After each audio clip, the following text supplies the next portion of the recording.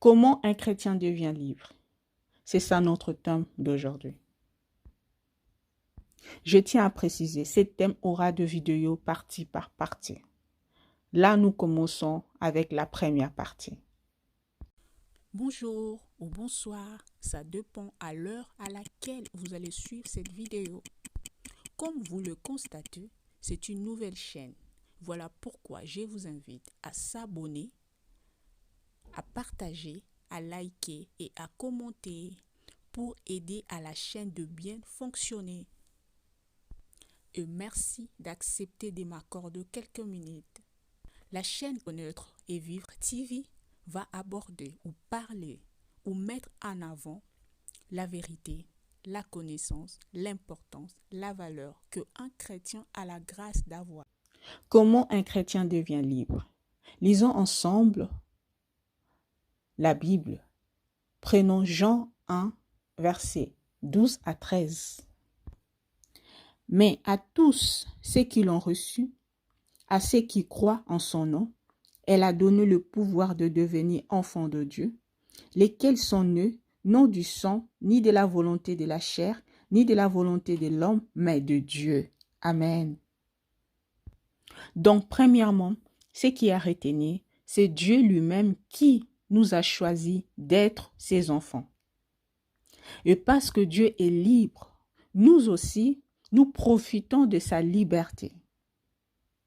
Parce que la même Bible nous déclare dans 2 Corinthiens 3, 17, que le Seigneur, c'est l'Esprit. Et là où est l'Esprit du Seigneur, là est la liberté. Pourquoi j'ai dit ça? Tout simplement, l'Esprit du Seigneur, comme on l'appelle le Saint-Esprit, habite en nous. Dès lors, on accepte, dès lors, on a décidé d'accepter, de croire, de confesser et de placer notre foi en Jésus-Christ. Même si la Bible nous dit dans Jean 1, de 12 à 13, que c'est Dieu qui nous a choisis, mais nous-mêmes aussi, on doit coopérer à faire toutes les étapes pour devenir chrétien. Je t'invite à regarder nos deux vidéos que je parlais de ces processus, comment plutôt on devient chrétien. Si tu n'as pas encore regardé, s'il te plaît, va regarder la vidéo, ça va t'aider à comprendre. Revenons à ce que je disais. Lorsqu'on a réalisé toutes les étapes, en ce moment-là, le Saint-Esprit vient habiter dans notre corps.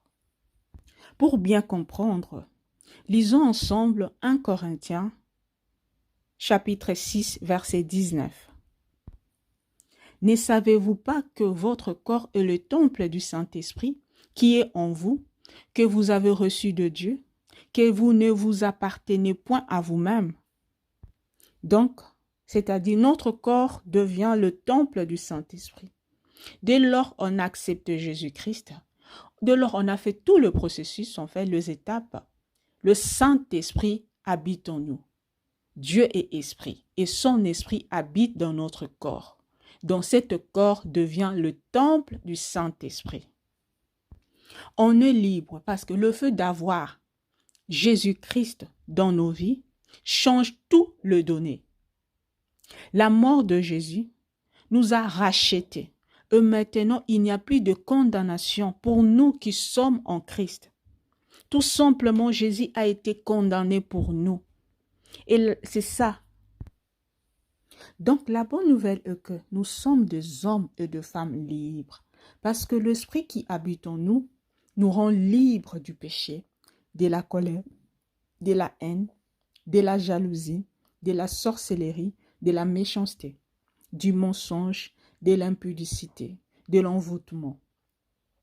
Mon frère, ma sœur, voilà pourquoi tu arrives à faire la différence entre le bien et le mal, tout simplement parce que nous sommes plus aveuglés, nous sommes libres. L'Esprit du Seigneur nous a rendus libres. C'est la bonne nouvelle. Tu es libre, mon frère. Tu es libre, ma sœur.